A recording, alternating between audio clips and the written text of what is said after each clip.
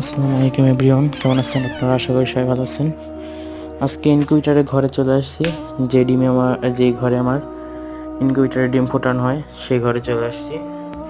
এই দেখেন আর্দ্রতাটা ৬২ আছে এবং এই আর্দ্রতাটা ৩৭.৫ আছে। এখন আসতে কমতেছে, কমার পরে এটা অটোমেটিক লাইট জ্বলবে, সেটা আপনারা জানেন। এই দেখেন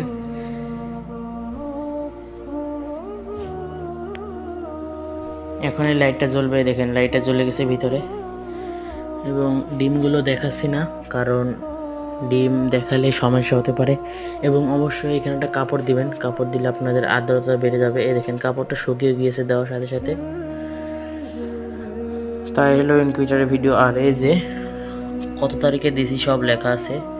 তা ভিডিওটা আজকে পর্যন্ত। ভালো থাকুন সবাই, আল্লাহ হাফেজ।